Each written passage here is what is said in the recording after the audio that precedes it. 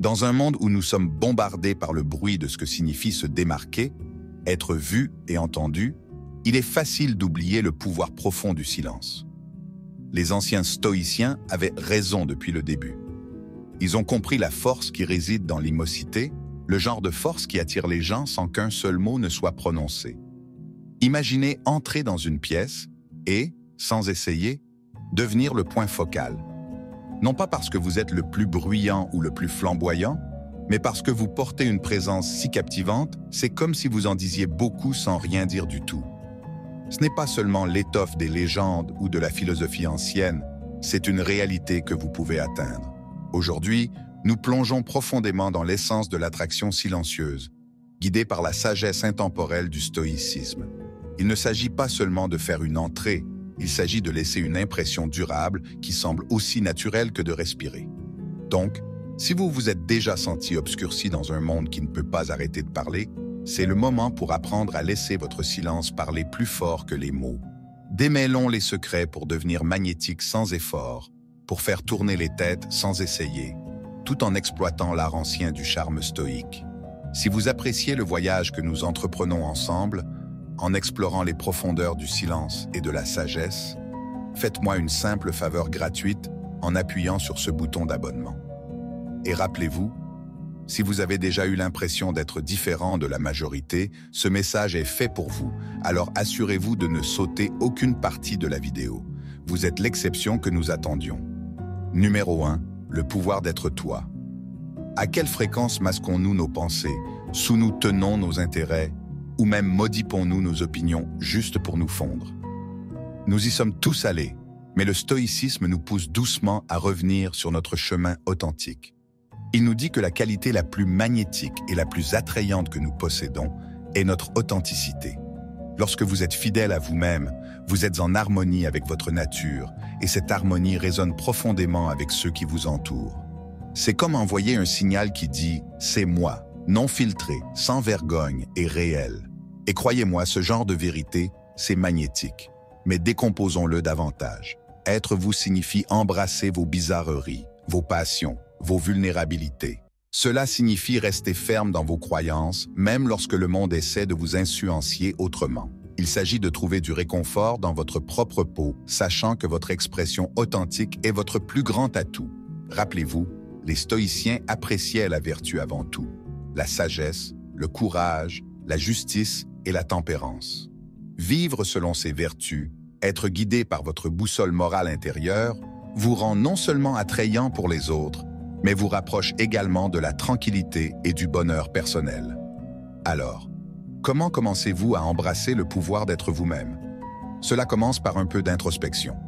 Prenez le temps de comprendre vos valeurs, vos passions et vos limites. Réfléchissez à ce qui vous fait vous sentir vivant, ce qui vous motive et comment vous pouvez aligner vos actions avec votre vrai moi. Et puis prenez le pas courageux d'exprimer ce vrai moi au monde. Il ne s'agit pas d'être parfait ou de plaire à tout le monde. Il s'agit d'être réel, d'être cohérent dans vos paroles et vos actions, et en vous montrant comme le vous authentique chaque jour. Le philosophe stoïcien Marc Aurèle a dit un jour « Ne perdez plus de temps à vous disputer sur ce qu'un homme bon devrait être, soyez-en un ». Dans le contexte de notre discussion, remplacez l'homme par la personne, et le message reste tout aussi puissant. Ne passez pas votre vie à réfléchir à ce qui rend quelqu'un attirant ou sympathique.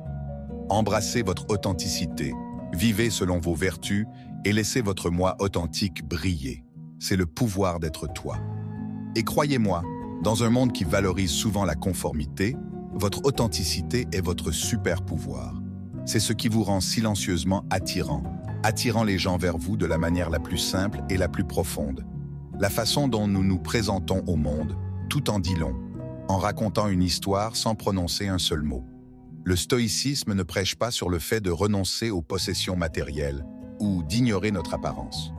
Au lieu de cela, il nous guide vers la vie avec intention, y compris la façon dont nous nous exprimons à travers notre style.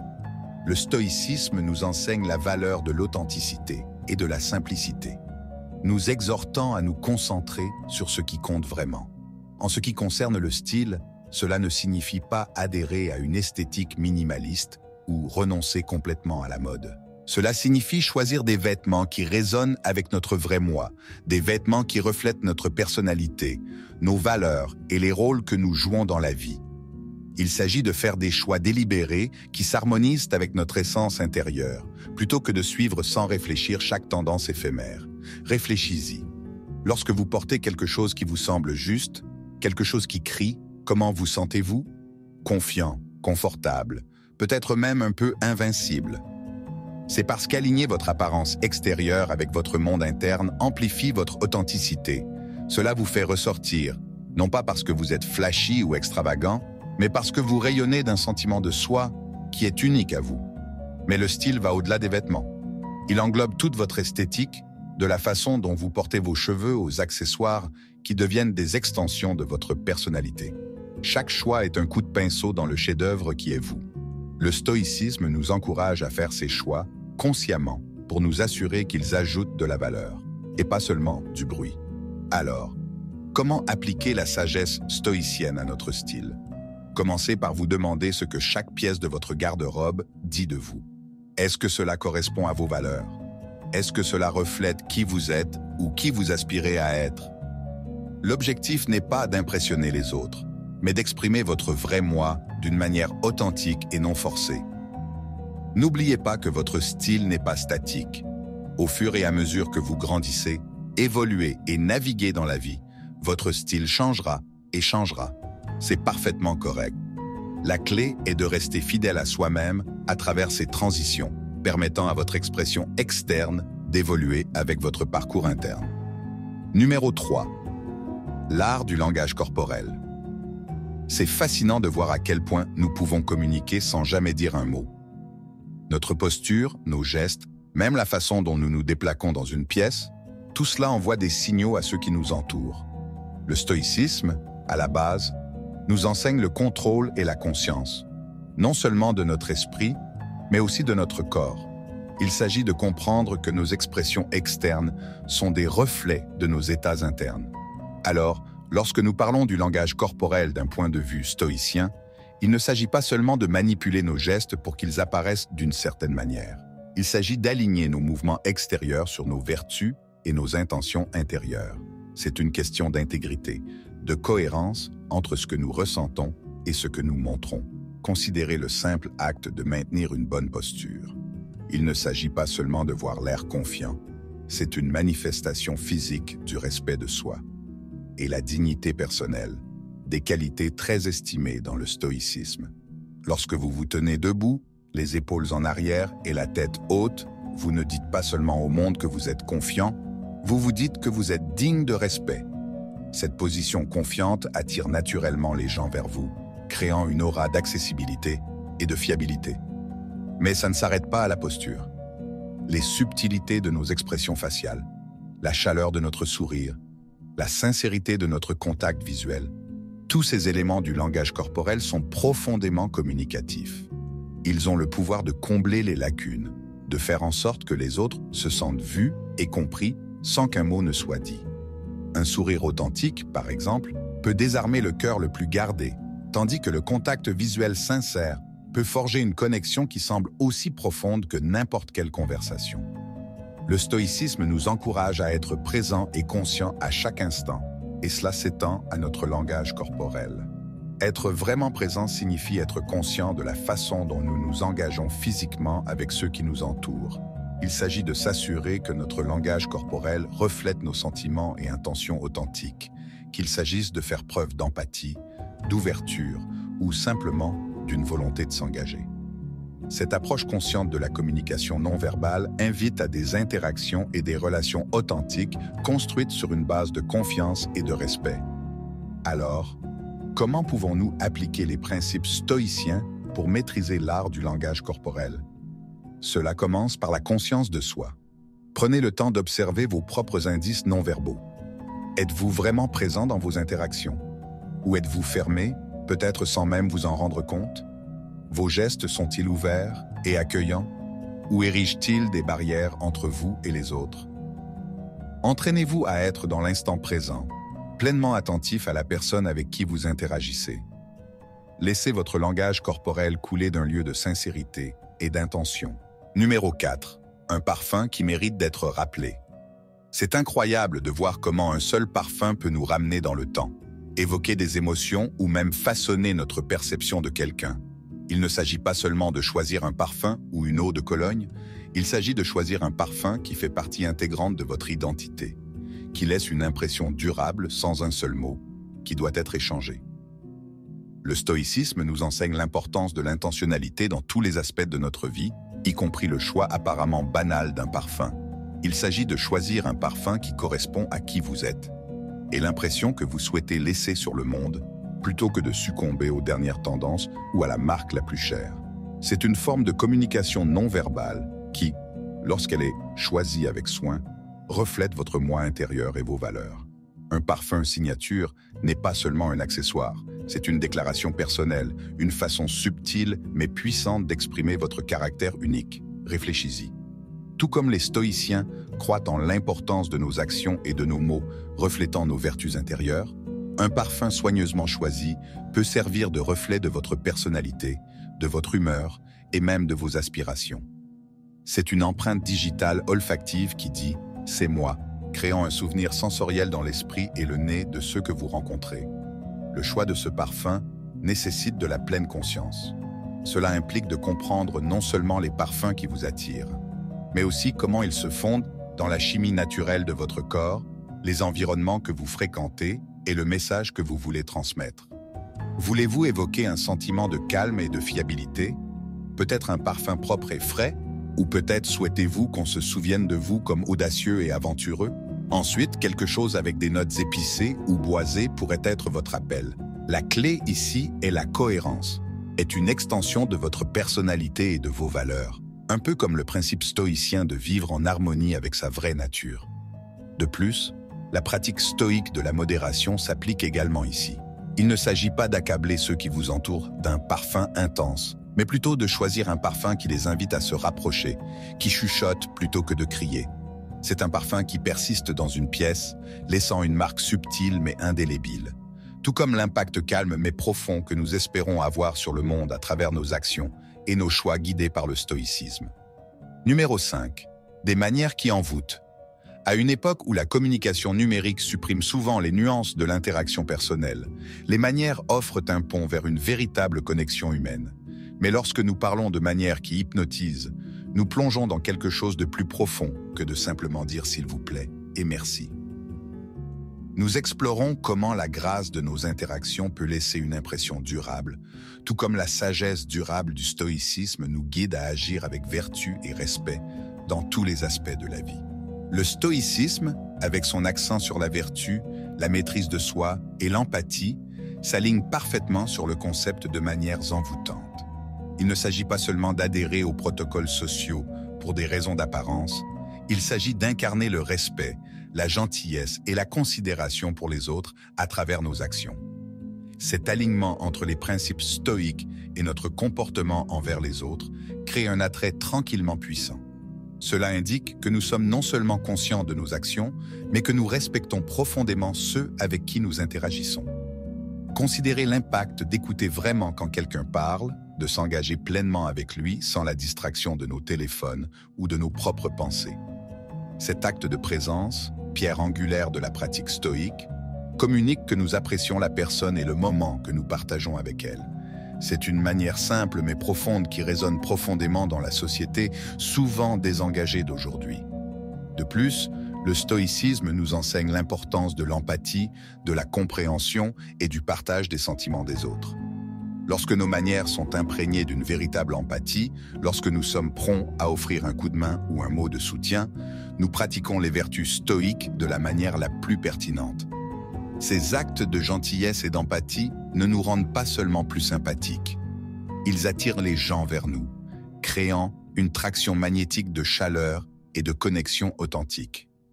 Mais parlons aussi des subtilités des manières, sachant comment naviguer dans les complexités des interactions sociales avec grâce.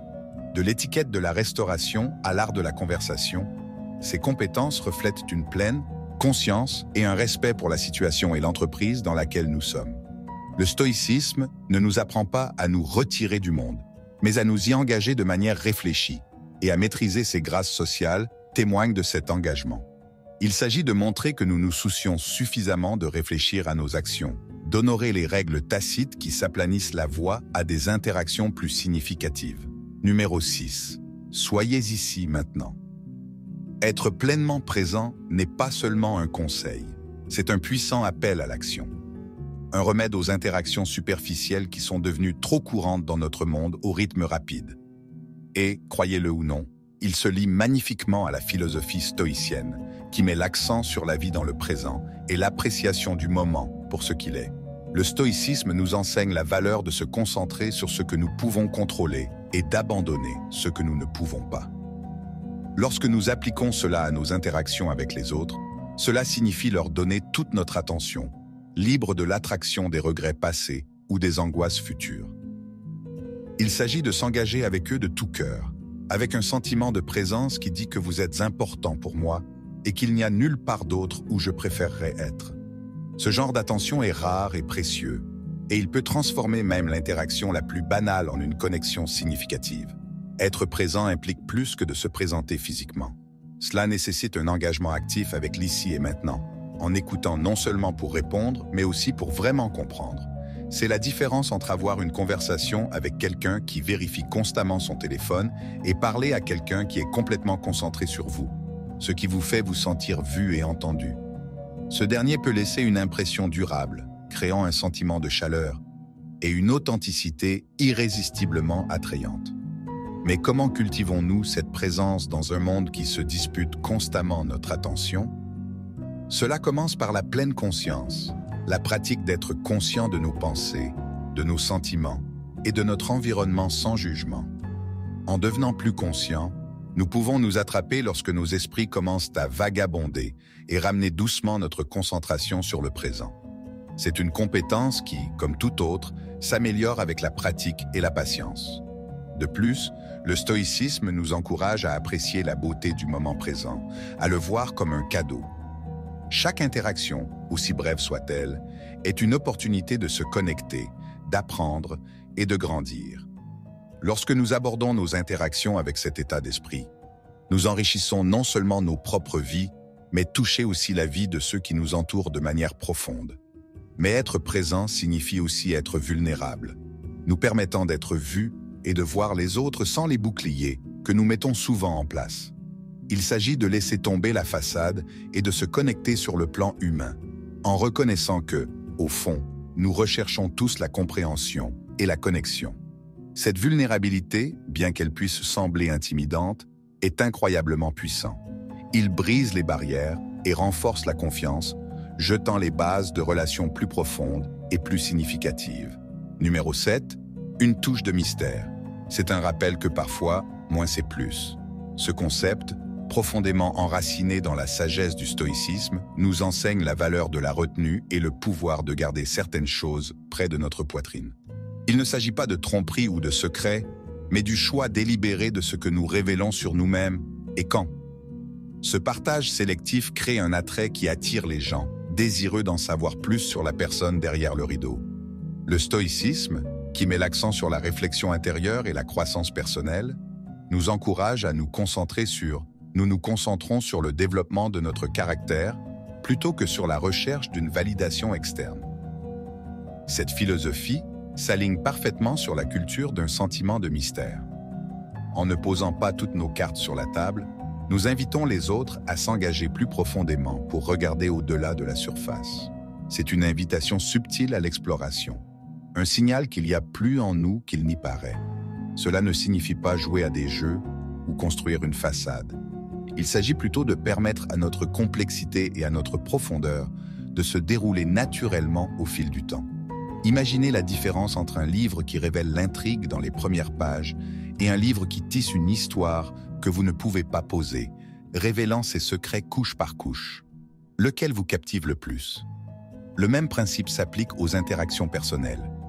Une touche de mystère peut transformer une conversation d'un simple échange d'informations en une découverte intrigante. Cela fait de chaque interaction avec nous un chapitre d'une histoire que d'autres sont impatients de continuer, créant une attraction magnétique vers la profondeur de notre personnage. Mais comment trouver le bon équilibre? Cela commence par la pleine conscience de ce que nous partageons et de l'intention derrière cela. Il s'agit de partager avec un but, pas par impulsion de combler le silence ou parce que nous nous sentons pressés par la culture du partage excessif. Il faut de la maîtrise de soi, une vertu vantée par le stoïcisme, pour naviguer sur la fine ligne entre être ouvert et maintenir une touche de mystère. Il s'agit également de valoriser la qualité de nos connexions par rapport à la quantité, de comprendre que des relations plus profondes sont construites sur une base de découverte mutuelle et de respect de la profondeur de l'autre. En outre, embrasser une touche de mystère reflète un respect pour notre propre monde intérieur. Il reconnaît que certaines pensées, expériences et rêves sont si précieux qu'ils gagnent en valeur lorsqu'ils ne sont pas donnés librement. Ce partage sélectif ne concerne pas la rétention, mais la chérisse. Cela rend le partage éventuel d'autant plus significatif qu'il est offert, pas demandé. Nous apprenons aussi à écouter davantage. En étant moins désireux de remplir l'espace avec nos propres histoires, nous nous ouvrons pour entendre les autres vraiment s'engager dans leur essence. Cela crée une dynamique réciproque, une danse de donner et de prendre qui enrichit les deux côtés de la conversation. Il favorise une véritable curiosité et une connexion qui peuvent être profondément satisfaisantes. Numéro 8. Cultiver la sagesse culturelle. Il ne s'agit pas seulement de connaître les faits ou de pouvoir nommer des capitales. Il s'agit de comprendre l'âme de différentes cultures, d'apprécier leurs traditions, leurs luttes et leurs joies.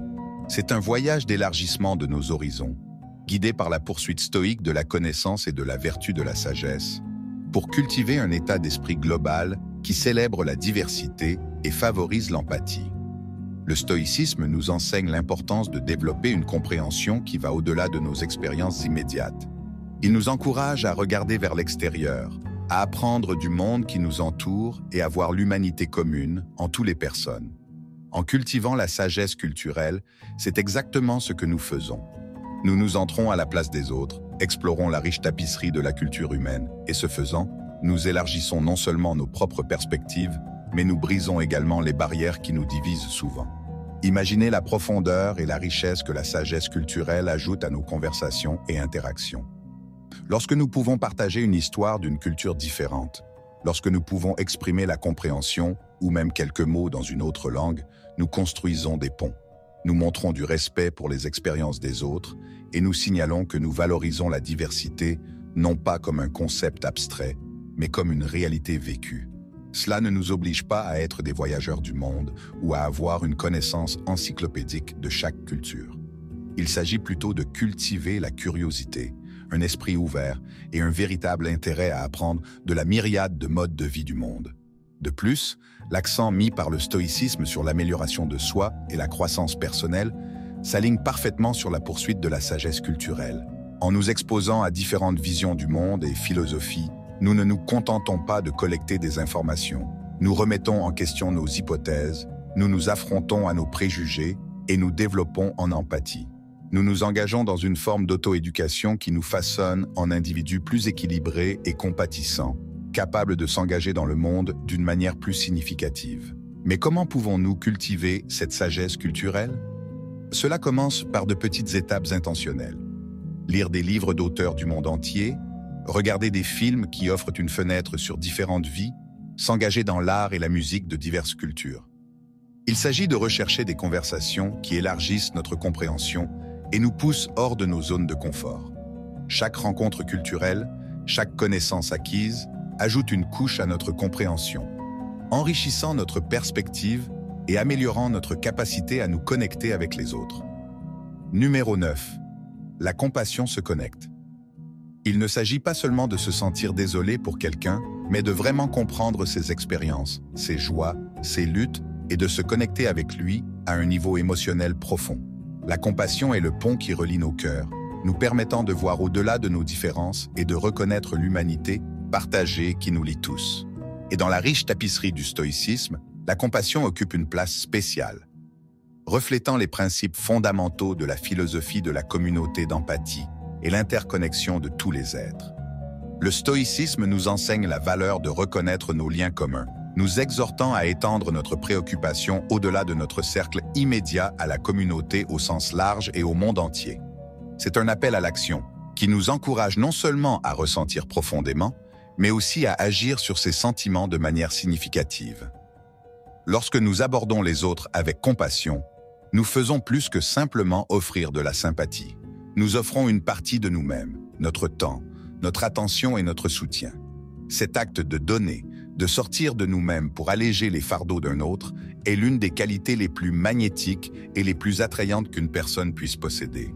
Cela attire les gens vers nous, créant une chaleur et une profondeur dans nos relations qu'il est impossible de fabriquer. Mais la compassion n'est pas toujours facile. Cela nous oblige à faire face à notre propre inconfort, à nous asseoir avec la douleur des autres, sans nous précipiter pour offrir des solutions rapides ou des platitudes. Il nous demande d'écouter profondément, de comprendre avant de chercher à être compris. Ce niveau d'engagement peut être difficile, mais il est aussi incroyablement gratifiant. En ouvrant nos cœurs aux expériences des autres, nous aidons non seulement à alléger leurs charges, mais aussi enrichir nos propres vies, en acquérant des idées et des perspectives que nous aurions peut-être manquées autrement. De plus, la compassion favorise un sentiment d'appartenance et de communauté. Dans un monde qui peut souvent se sentir isolé et divisé, les actes de compassion nous rappellent que nous ne sommes pas seuls, que nous faisons partie de quelque chose de plus grand que nous-mêmes. Ce sentiment de connexion est ce que beaucoup d'entre nous recherchent à un niveau fondamental. Et c'est ce qui fait de la compassion un outil si puissant pour établir des relations. Lorsque nous montrons une véritable préoccupation pour le bien-être des autres, nous posons les bases de liens profonds et durables qui transcendent les superficialités de l'interaction quotidienne. Pratiquer la compassion nécessite également un certain degré de vulnérabilité. Cela signifie s'ouvrir à la possibilité d'être affecté par la souffrance des autres, de ressentir leur douleur comme si c'était la nôtre. Cette vulnérabilité peut sembler intimidante, mais c'est aussi une force. Il démontre un niveau d'ouverture émotionnelle et d'authenticité rare et précieux. Cela montre que nous sommes prêts à mettre de côté notre ego, à nous connecter avec les autres d'une manière brute et réelle. Cette authenticité est magnétique. Attirer les autres vers nous d'une manière que les interactions de surface ne pourraient jamais. Numéro 10. Le rire. Illumine la pièce. On dit souvent que le rire est le meilleur remède, et bien qu'il ne guérisse peut-être pas tous les maux, il a certainement le pouvoir de transformer l'atmosphère d'une pièce et l'humeur de ses habitants. Le rire, avec sa nature contagieuse et sa capacité à alléger même les cœurs les plus lourds, détient un type spécial de magie. À première vue, le stoïcisme et le rire peuvent sembler être des compagnons improbables, mais le stoïcisme à la base, c'est vivre une bonne vie. Trouver la joie dans le moment présent et se connecter profondément avec les autres, des objectifs que le rire facilite directement. Les stoïciens ont compris la valeur de la joie et l'importance de ne pas prendre la vie trop au sérieux tout le temps. Ils savaient que le rire pouvait être un outil puissant pour la résilience, un moyen de faire face à l'absurdité et aux défis de la vie avec un cœur plus léger. C'est dans ce rire partagé que nous trouvons un terrain d'entente. Un rappel que malgré nos différences, nous partageons tous la capacité de joie. Le rire incarne également le principe stoïque de se concentrer sur le présent. Dans un moment de rire authentique, nous sommes pleinement engagés dans l'ici et maintenant, libres de soucis pour le passé ou l'anxiété concernant l'avenir. C'est une forme de pleine conscience, une façon d'apprécier pleinement le moment présent et la joie qu'il peut contenir. Nous ne profitons pas seulement d'une évasion temporaire des difficultés de la vie. Nous pratiquons une forme d'acceptation stoïque, reconnaissant que même si nous ne pouvons pas contrôler tout ce qui nous arrive, nous pouvons choisir d'embrasser les moments plus légers de la vie à bras ouverts. De plus, le rire est un connecteur puissant. Il brise les barrières et construit des ponts. Dans les moments d'humour partagés, nous nous trouvons plus ouverts, plus connectés et plus humains. Cela correspond à l'accent stoïcien sur la communauté et l'interconnexion de toutes les personnes. En riant ensemble, on nous rappelle notre humanité commune, les expériences et les émotions communes qui nous lient. Le rire crée un sentiment d'appartenance, un sentiment que, malgré nos divers horizons et nos histoires de vie, nous ne sommes pas si différents après tout. Mais comment pouvons-nous cultiver plus de rire dans nos vies? Cela commence par ne pas se prendre trop au sérieux. Il s'agit d'être ouvert à l'absurdité de la vie, de trouver de l'humour dans nos erreurs et d'apprendre à rire de nous-mêmes. Cela ne signifie pas ignorer la gravité de certaines situations ou rejeter les défis réels auxquels nous sommes confrontés. Au lieu de cela, il s'agit d'équilibrer notre perspective, en reconnaissant que la joie et le chagrin font tous deux partie intégrante de l'expérience humaine.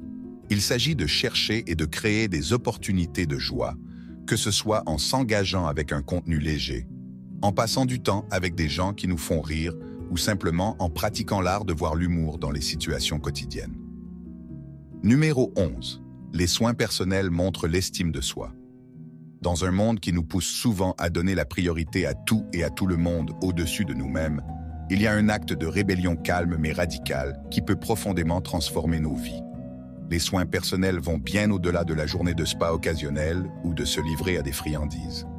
Il s'agit de faire un effort délibéré pour prendre soin de notre bien-être physique, mental et émotionnel. Le stoïcisme nous enseigne l'importance de la maîtrise de soi et comprendre ce qui est sous notre contrôle. Se prendre soi dans cette lumière n'est pas un acte d'égoïsme, mais un exercice de reconnaissance de notre responsabilité, de maintenir notre propre bien-être. Les stoïciens croyaient en la valeur de soi et en l'importance de s'assurer que nous sommes à notre meilleur. Pourquoi? Parce que ce n'est qu'à partir d'un lieu de force et de bien-être que nous pouvons contribuer efficacement au monde qui nous entoure. Vivre en accord avec nos valeurs et remplir nos devoirs envers les autres. Les soins personnels, d'un point de vue stoïcien, consistent à montrer du respect pour le don de la vie et le corps et l'esprit qui nous portent à travers elle. Il s'agit de reconnaître que notre capacité à penser, à ressentir et à agir selon nos principes est intrinsèquement liée à la façon dont nous prenons soin de nous-mêmes. Cette forme de respect de soi est la base sur laquelle nous construisons nos interactions avec le monde. Lorsque nous nous apprécions suffisamment pour donner la priorité à notre santé et à notre bonheur, nous sommes mieux équipés pour faire face aux défis de la vie avec résilience et sagesse. Mais les soins personnels au sens stoïque ne concernent pas seulement la santé physique. Il s'agit également de cultiver un esprit sain et une résilience émotionnelle. Cela implique de pratiquer la pleine conscience, de s'engager dans la pensée réflexive et rechercher des activités qui nous enrichissent intellectuellement et spirituellement. Cette approche holistique des soins personnels garantit que nous ne sommes pas seulement en bonne forme physiquement, mais aussi émotionnellement et mentalement prêts à nous engager dans les complexités de la vie de manière significative.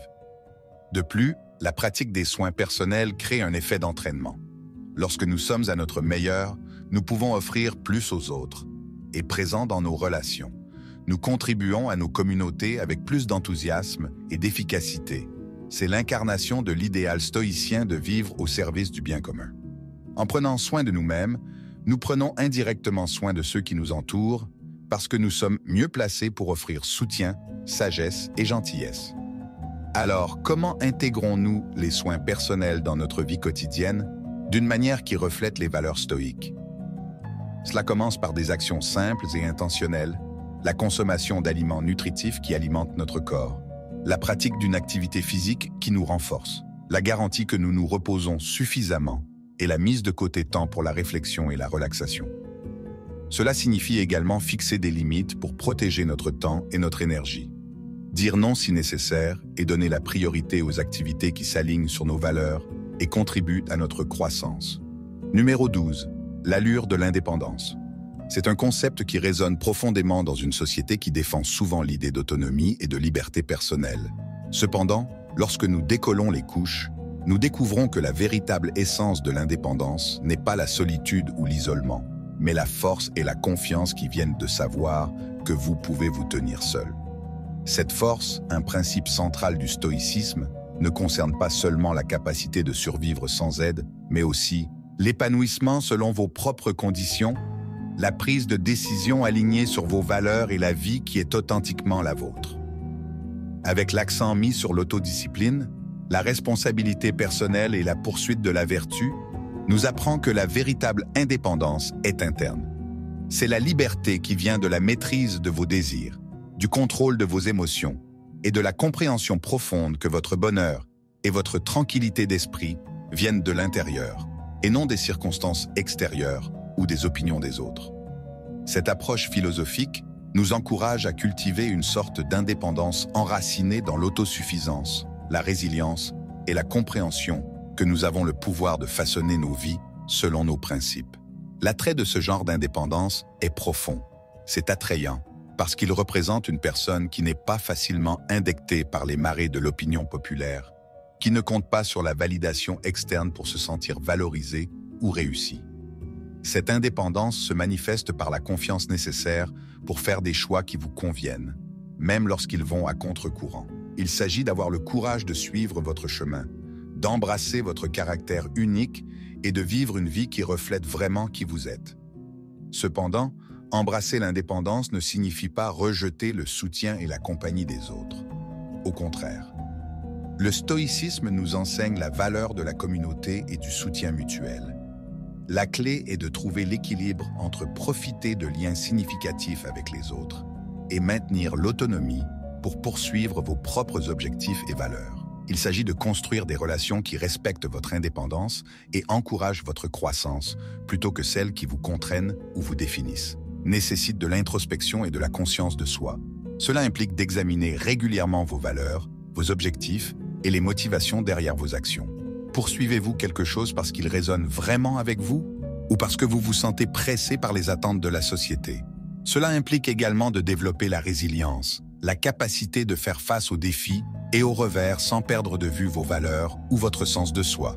Alors que nous terminons ce voyage à travers l'art stoïque de l'attraction silencieuse, rappelez-vous que les connexions les plus profondes sont souvent forgées dans les moments calmes, à travers la force subtile de notre caractère et dans l'expression authentique de notre vrai moi. Adoptez ces principes dans votre vie quotidienne et regardez le monde autour de vous se transformer, attirant les autres à la chaleur de votre présence et à la profondeur de votre esprit. Merci de vous joindre à nous dans ce voyage au Stoic Journal. Votre engagement et votre curiosité sont ce qui rend cette communauté si spéciale. Si cette conversation a suscité un désir de plus, je vous invite à regarder l'une des vidéos suggérées sur votre écran. Plongez plus profondément, continuez à grandir et laissez la sagesse intemporelle du stoïcisme éclairer votre chemin. Et rappelez-vous, dans le silence de vos actions, votre vie en dit long.